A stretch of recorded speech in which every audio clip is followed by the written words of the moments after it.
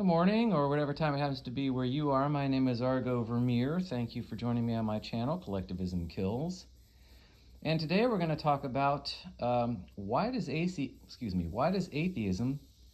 correlate or seem to correlate so heavily with things like scientific determinism, nihilism, the denial of consciousness, ethical and even epistemological relativism. Why does atheism seem to be wrapped up in these kinds of ideologies? So we're going to discuss that today. Thank you to anybody who's listening. I do appreciate you tuning in and taking your time to listen to me. I know there's probably billions of other things on the internet or on social media that you could be paying attention to, so I really do appreciate your time here with me. Now, I do understand that this channel and most of this information is going to be necessarily inaccessible to the vast majority of people. The reasons for this are mostly cultural. And the time and place we just happen to find ourselves at this point in history don't lend itself to this kind of subject matter. So it's really not an IQ thing or an intellectual thing, it's really just a cultural thing. For example, I stopped watching short videos because it's amazing how quickly the attention span of your brain can just crash. And you find yourself unable to get through a movie or a long form video. You just don't have the patience for it. It's kind of scary. So I just don't do that anymore. But I understand that's the trend. We have the attention span of a moth as a people these days. So yeah, thinking in general for long periods of time has been kind of bred out culturally from our civilization.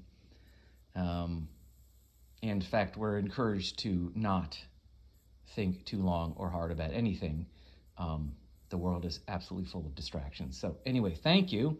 For the teeny tiny number of you who will come and listen to this, I do appreciate you being here. You are unique and you are very special. I'm special, but probably not in the way where special would be a compliment. But anyway. Okay, so now I'm going to refer you to my old videos on atheism to get the fully orbed explanation of atheism, its ideological nature, and its rational failures, its cataclysmic rational failures.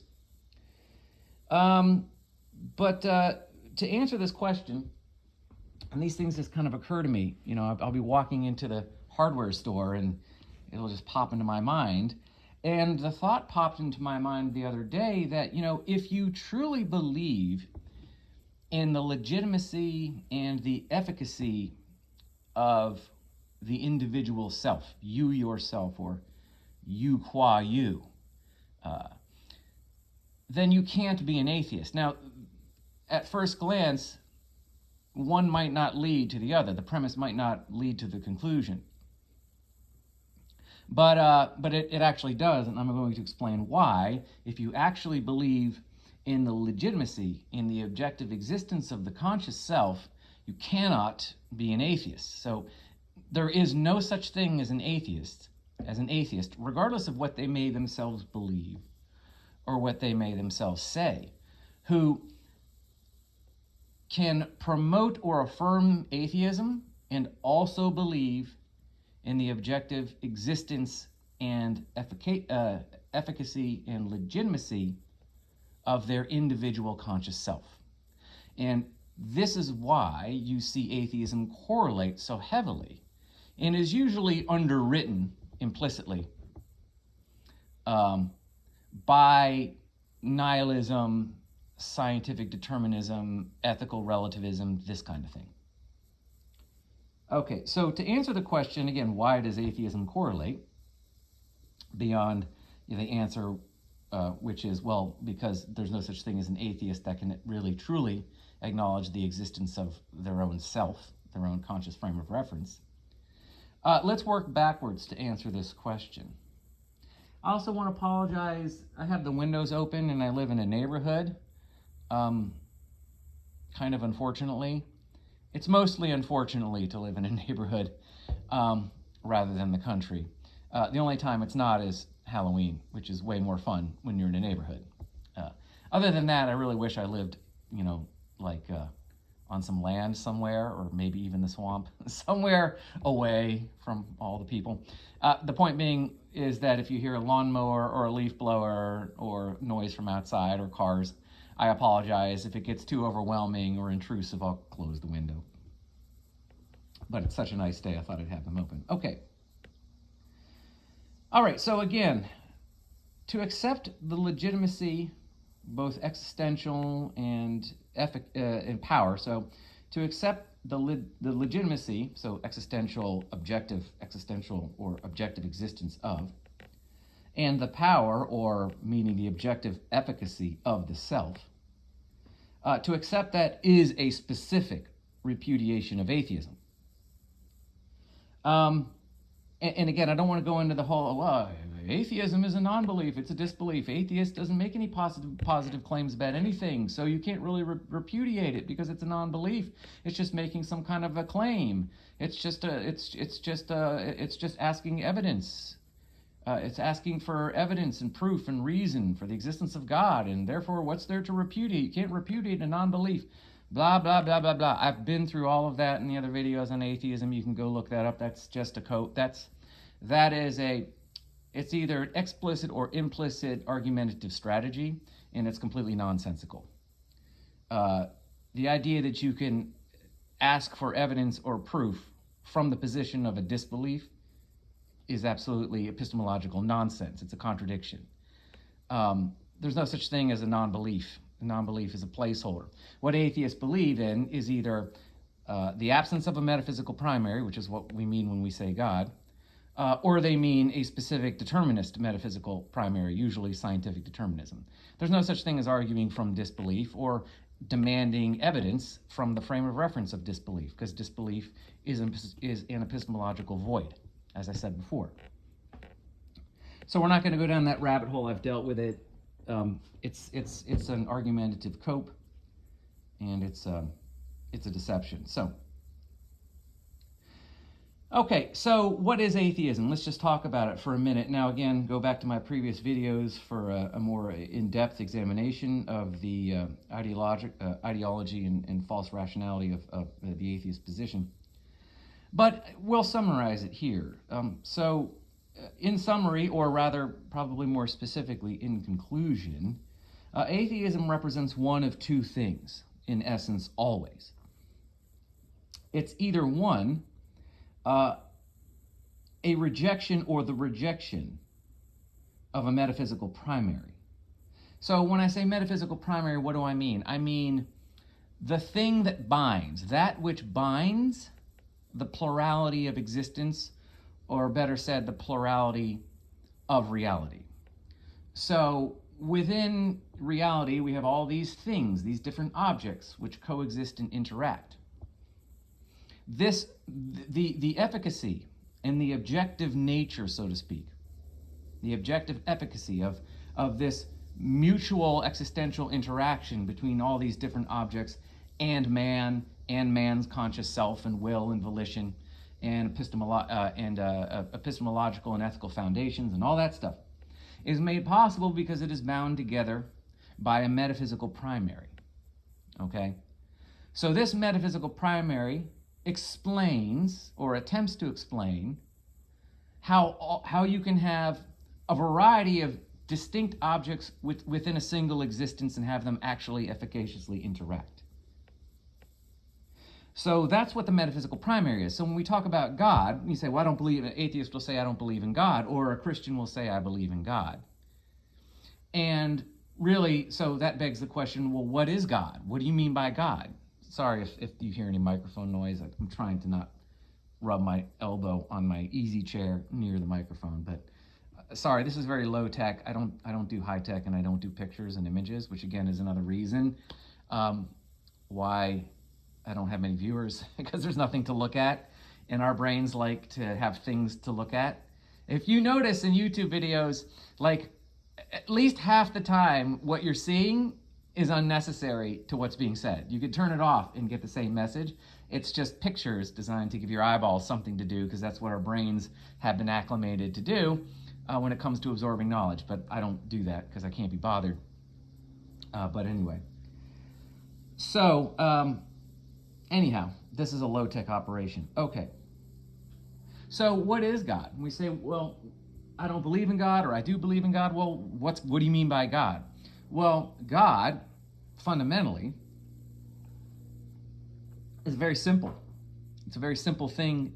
Concept of God, or God, is very simple to explain. God is the metaphysical primary. Now, the explication of such and how God works is more complex. But the definition of a God is pretty simple. God is that which binds everything in existence so that it can coexist.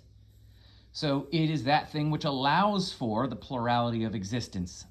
Okay? That's God. So atheism either does one of two things. One, it rejects the existence of a fundamental metaphysical primary. There's no such thing as God, i.e. there's no such thing as that which binds the plurality of existence or the plurality of reality. Okay?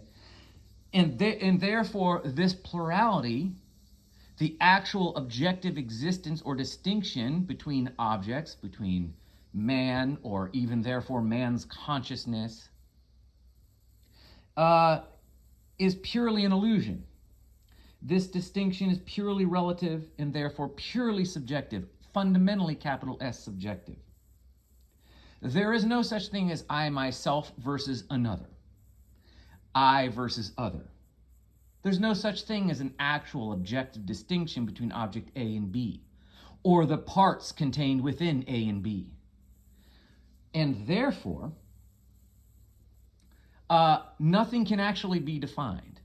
Nothing can be known. How do we define object A versus object B? By a distinction, an existential distinction. A is not B.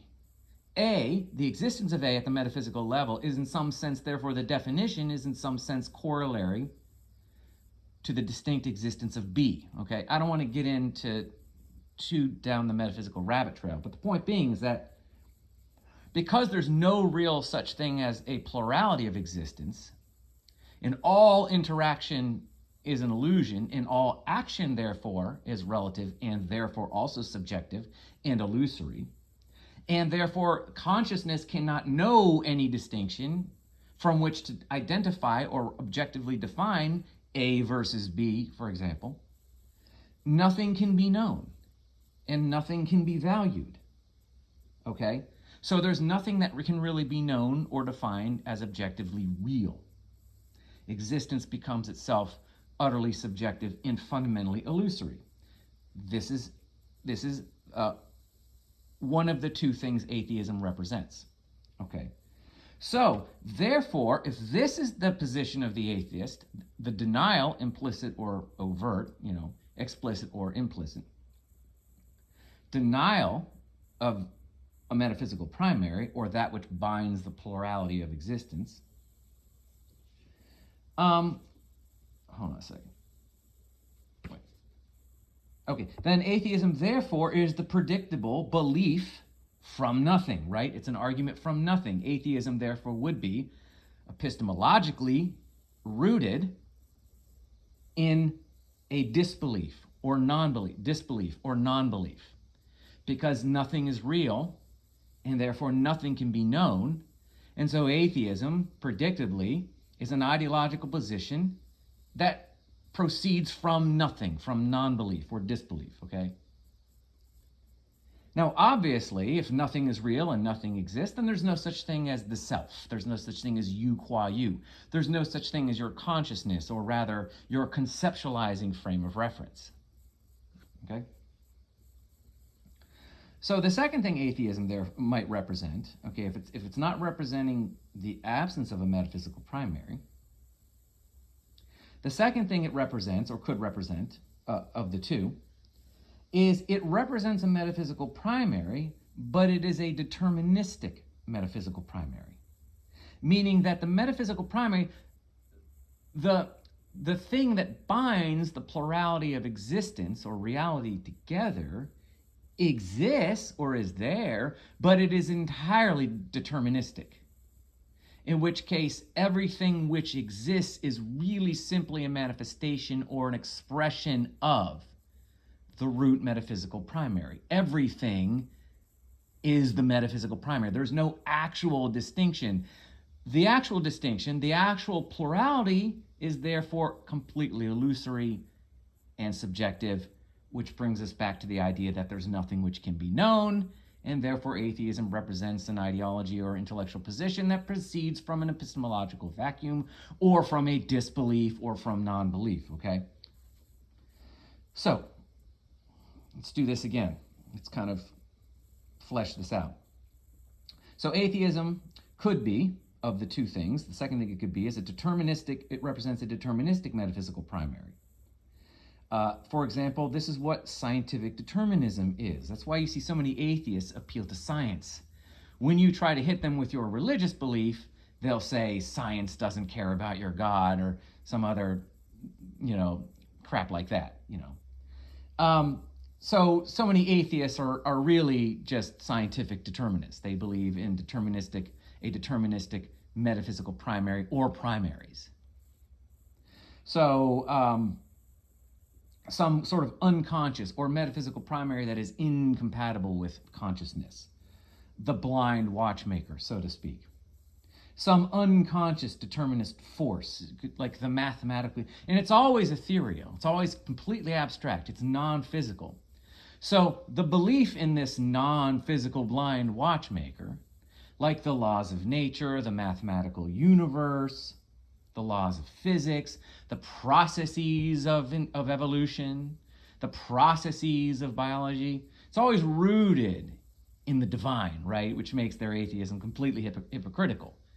Because it's completely rooted in something that you can only acknowledge by special consciousness, by enlightenment, right? So determinist metaphysics imply an illusory conscious or conceptualizing frame of reference, which means the people who proclaim atheism from this scientific determinist point of view are really appealing to some kind of Gnostic enlightenment. They can't explain it to you. You have to be born with it. And they'll hide it behind something ostensibly rational and scientifically objective, like a high IQ. Well, just trust your high IQ scientific determinist philosopher kings, because they're the ones born with the 170, 140, 150, 160 IQ.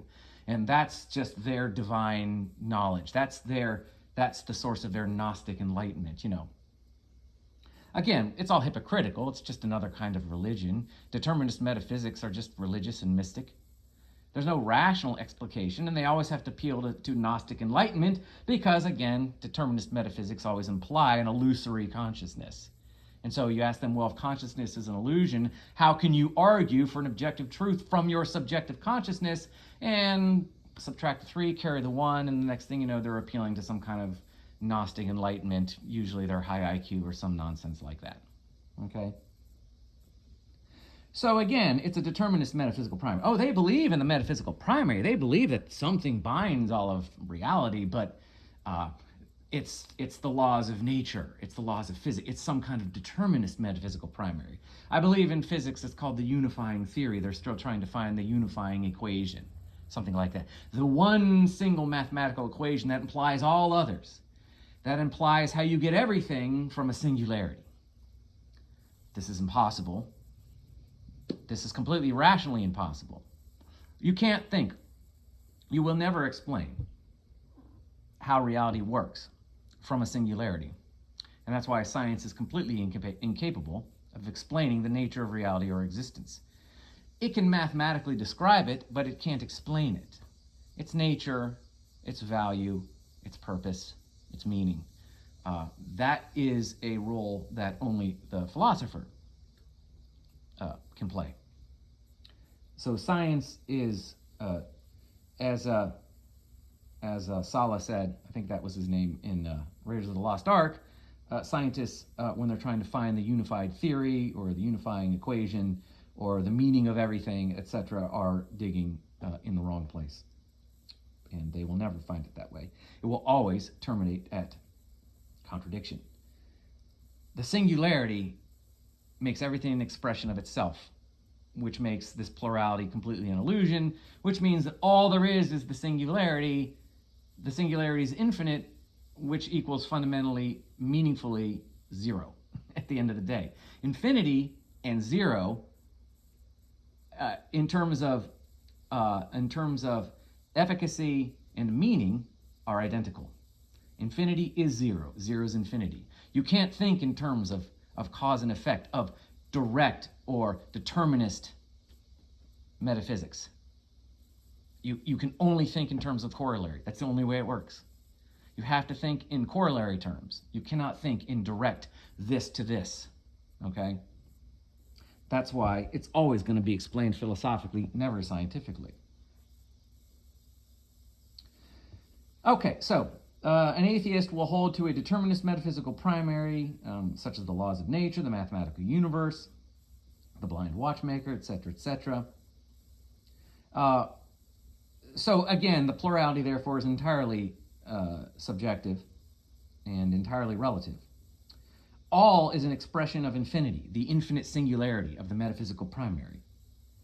And since all is simply a regurgitation of the infinite singularity, there is no such thing as all, and therefore there's nothing to, there is no truth. Consciousness is an illusion. Observation is relative or subjective. There's nothing to know. Everything is infinity, which means everything is nothing. Plurality is an illusion. Consciousness is an illusion. Ergo, you have atheism, which of course is truth again from nothing. An intellectual position from disbelief or non-belief, right? And so you get atheism. Consciousness is an illusion. It's an epiphenomenon. Determinist metaphysics are always circular. This determinist metaphysical primary, this unifying theory, this unifying equation that implies a singularity from which everything is a direct function. This metaphysical primary, these determinist metaphysics, are always circular. Now, of course, this makes the objective or purpose of the determinist metaphysical primary ultimately just a function of itself. Or rather, it makes the objective or purpose of the metaphysical primary itself. Do you see how it's circular? Everything that proceeds as a direct function of the determinist metaphysical primary how do I want to say this? Everything which proceeds from the infinite determinist metaphysical primary always implies that primary. It's always relative to that primary. So at the end of the process, if there is such a thing, so at the end of the determinist process, the processes of evolution, the processes of the laws of nature, the end goal or conclusion of that is always the metaphysical primary itself. The laws of nature, the mathematical universe, begins an evolutionary process that ultimately circles back to the primary, to the source. See, it's circular. It's an infinite singularity which terminates at itself, which makes it completely tautological, self-nullifying, and becomes meaningless. It has an actual value of nothing. Like I said, infinity and zero, 1 and 0, are fundamentally the same then, in this sense. Now, to be fair to atheists, Christianity does this too. Now, to be clear, I am a Christian, but I don't subscribe to the metaphysics that you find in Christian Orthodox doctrine. I don't mean like the Orthodox Church. I don't mean like Russian or Eastern Orthodox. I mean the metaphysics which allow all these Christian denominations, or the vast majority of them, to have a spiritual reciprocity. They acknowledge each other as Christians. The metaphysics that are almost always ineluctably preached, either implicitly or explicitly, by the church, are also determinists. They turn God into a determinist metaphysical primary. Okay? God creates everything out of himself, right? So, Christian doctrine does this too. That's why I had to leave the church. The metaphysics of Christianity do not imply, as we understand Christianity writ large today, do not imply any objective meaning any objective meaning or value or purpose. They don't underwrite. They cannot underwrite any objective, rational epistemology or ethics. That's why it's so mystical. That's why there's so much mysticism. Now, I don't accept that the Bible informs Christian doctrine as we know it. I don't believe that. I just don't see it. I think it's a huge stretch to go from what we read in the Bible to the Christian metaphysics we know of today. I just don't believe it. I don't see it in the Bible. There are many things that Christianity accepts as absolutely true and fundamentally biblical that just simply are not in the Bible. They are inferred, implied, and often badly. So, yes, you can be a Christian and actually not hold to a determinist metaphysical primary. In fact, you can't. Because if you hold to a determinist metaphysical primary, then there is no such thing as an objective consciousness, an objective conscious frame of reference, and therefore you are never in a position to say that God actually is God, and therefore how can you be in a position to worship him? Now, this is not me saying all Christians are false and liars and blind. Believe me, many, many Christians have moral values that are rational, and they act contrary or in some sense cognitively dissonant from their stated metaphysical assumptions or implicit, tacit metaphysical assumptions. In other words, they act in spite of what they say they really believe. You can't know anything. God knows everything. It's all a mystery. Who are we? We're just, unsaved evil worms saved by grace alone, and but for the grace of God, we couldn't know. They say this, but many Christians will act like they do possess the ability to act morally and know truth, right? And so this is actually what saves them, lowercase s. I don't mean saves them, capital S, save them. I mean, it makes them people that, you can many times, oftentimes not, but oftentimes, yes, look to for, moral leadership and epistemological leadership and stuff like this. So this is not me crapping all over Christians and telling you they're all false liars. That's not what I'm doing.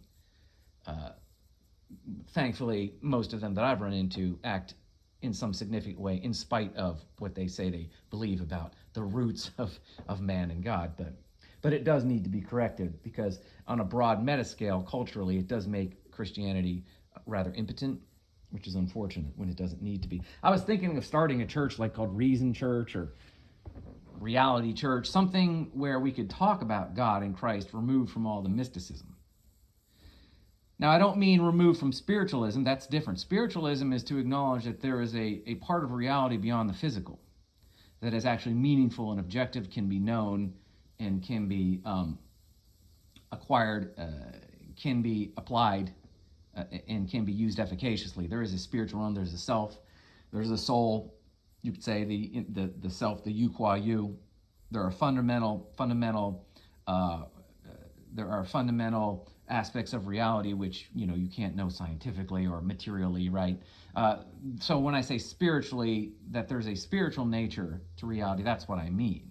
What I mean is the mysticism, the cognitive dissonance, the up is down, the we can't really know, we can't really be sure, none of us are good. It's all just, we're completely incapable of apprehending truth and acting in service to it. Therefore, only by God's grace. That kind of mysticism, that sort of cultish appeal to authority or Gnostic enlightenment, that kind of thing. So anyway, a church that is rooted in some fundamentally rational metaphysics that can explain our spiritualism, our belief in God and Christ in a way that's completely objectively explained and examined from the metaphysics through epistemology, ethics and politics, etc.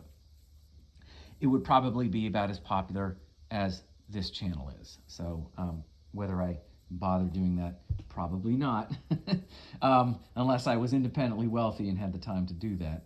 As it is, I just ended up getting a part-time job, not necessarily for financial reasons, but that certainly is a little bit of it anyway. Okay, TMI.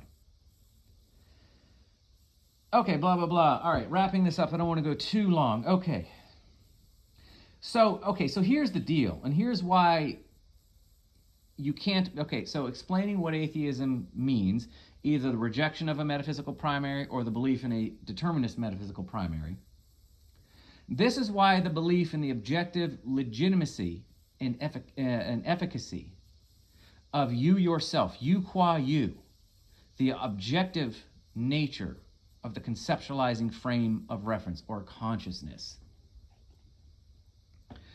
Consciousness is actually an epistemological proposition. It's not really metaphysical, but we can use it here.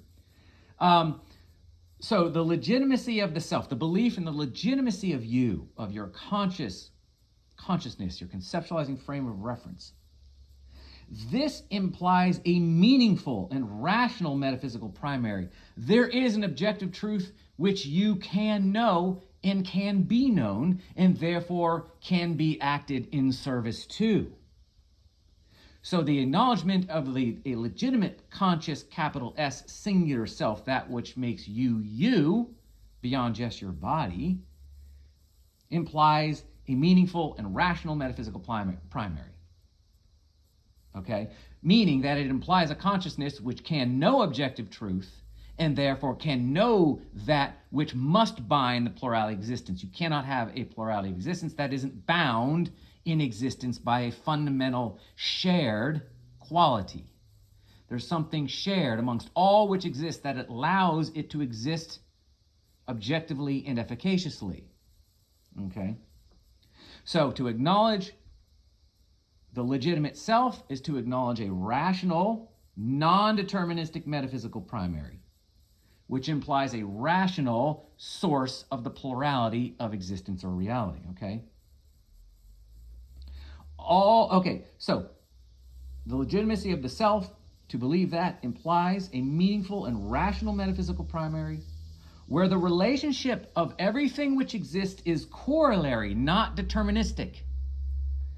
The relationship between the things which exist and coexist, in reality, bound by the metaphysical primary, do so in a corollary relationship, not a determinist one. It has to be corollary. This implies that. Corollary, the inevitable. How do I say? The inevitable, the perpetual, yet the inevitable and perpetual relationship, which implies the distinction. It is a perpetual and inevitable relationship between A and B.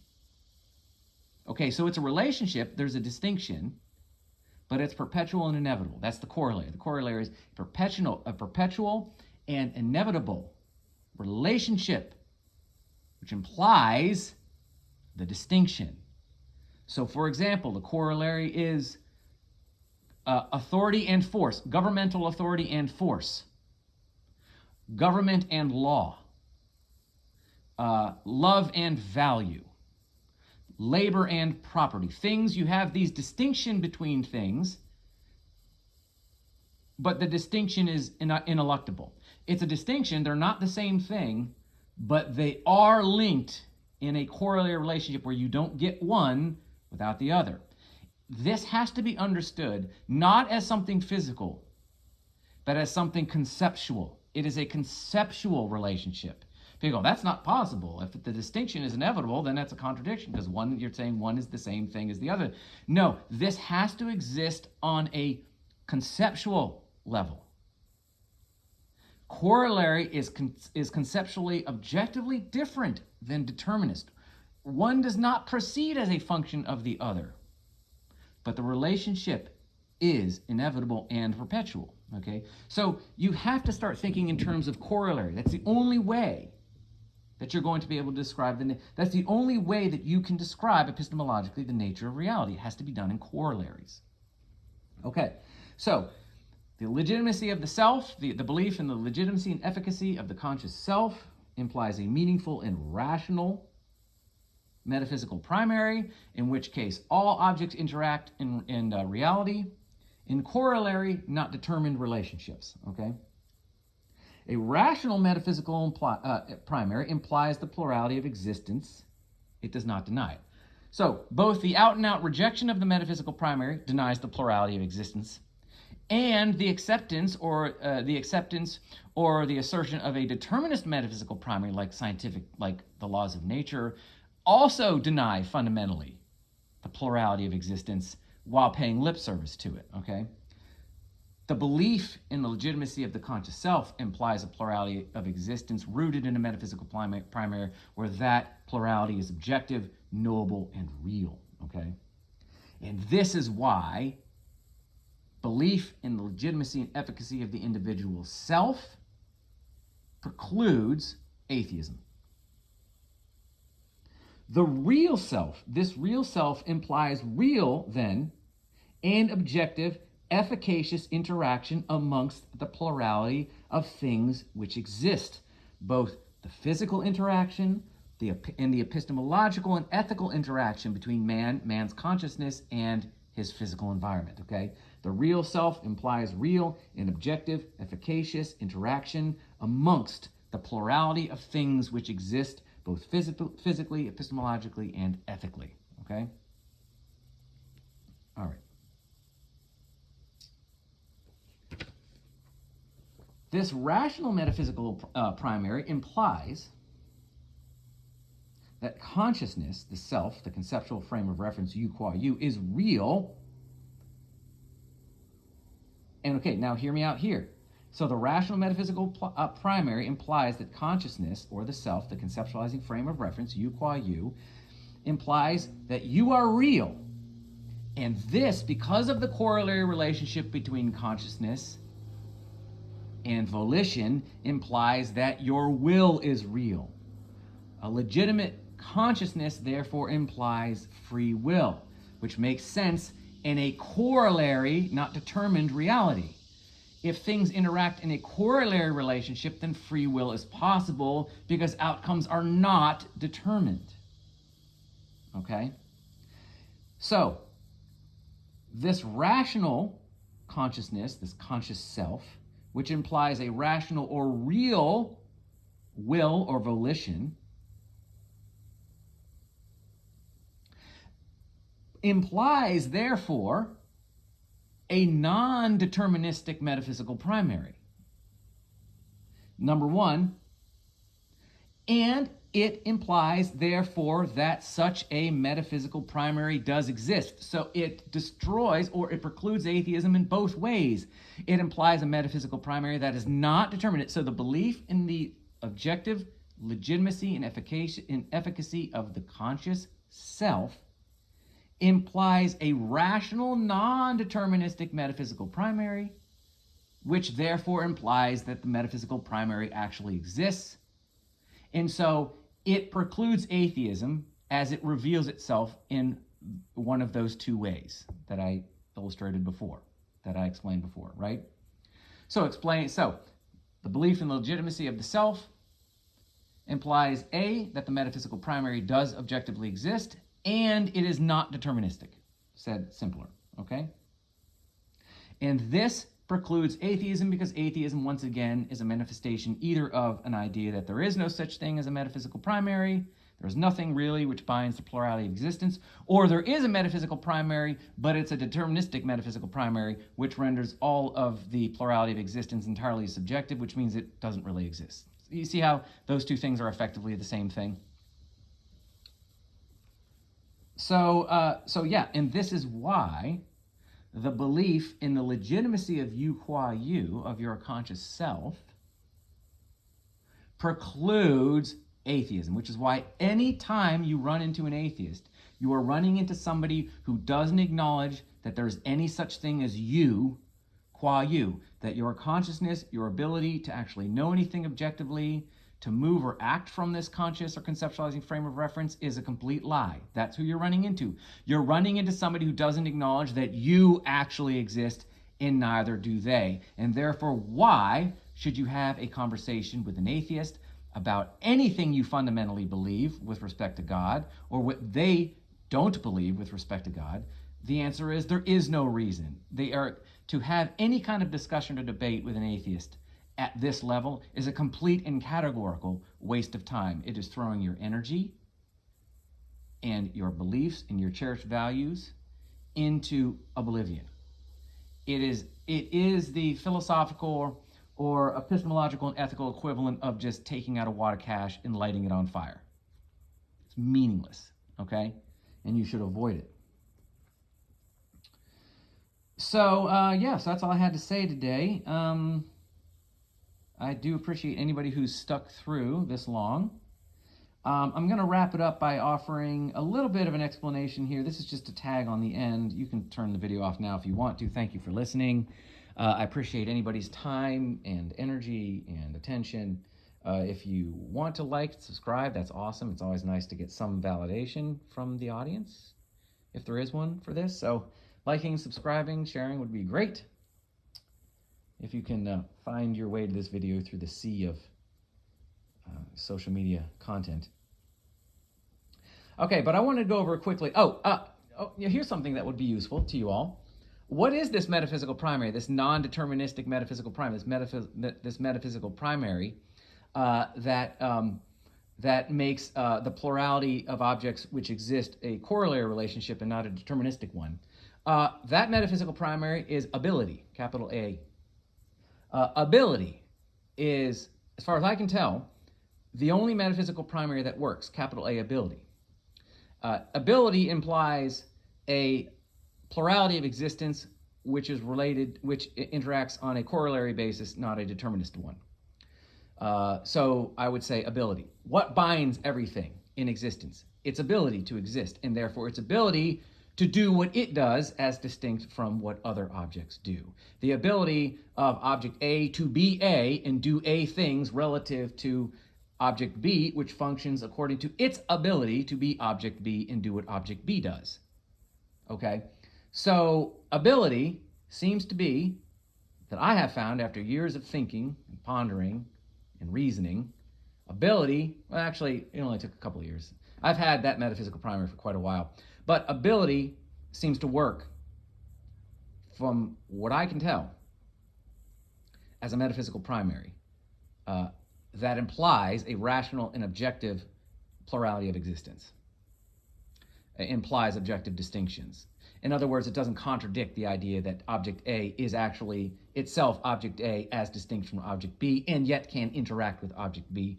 I would say ability, capital A, ability, would be the metaphysical primary, and therefore that's what I would argue God is. God, ability, is the metaphysical primary, which implies all of this objectively and truthfully and fundamentally and efficaciously, etc., etc.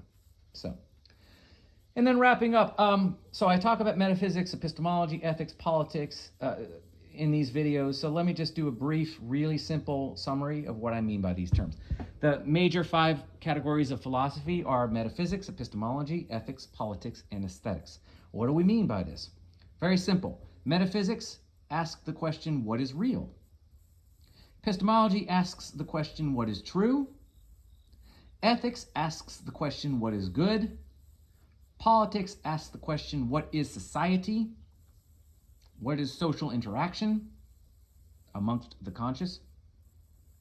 Aesthetics asks the question, what is perceived? What therefore is sensed? How does reality reflect itself back to the observer? Okay? So, metaphysics, epistemology, ethics, politics, what is real? Aesthetics, what is real? What is true? What is good? What is society? What is perceived? Now, I would argue that there should probably be a 6th category wedged in between epistemology and ethics, which I would say is value.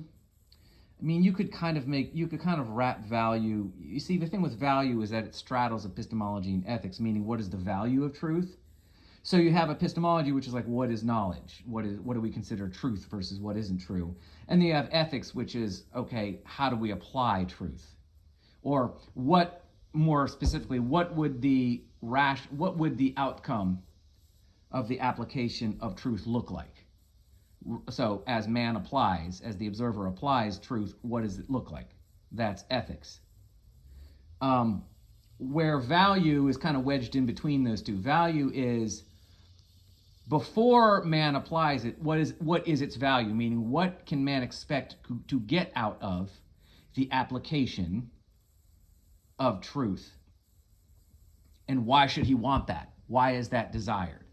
So that would be value. So I think having that, well, you'd have 6 categories, and the third one would be value, and then you'd have ethics. So it would be metaphysics, epistemology, value, ethics, politics, and aesthetics. But, that would just probably confuse people. So I'm not going to mess with the 5 categories, but just know that value, the value of truth straddles epistemology and ethics.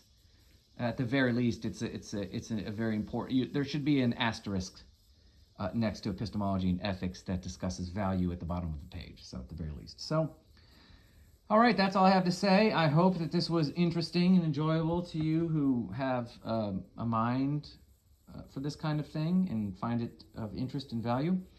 And yeah, so having said that, I hope you guys are well, whoever's listening, and you have a great. It's September here, so if you like this time of year, I hope it's an enjoyable one. If you like this season in the Northern Hemisphere, it seems to be popular. So enjoy your fall, if I don't talk to you before too long. But you never know. So I will upload at some point, I guess, but who knows? So anyway, all right, thanks very much, and we will talk at you later. Okay, bye.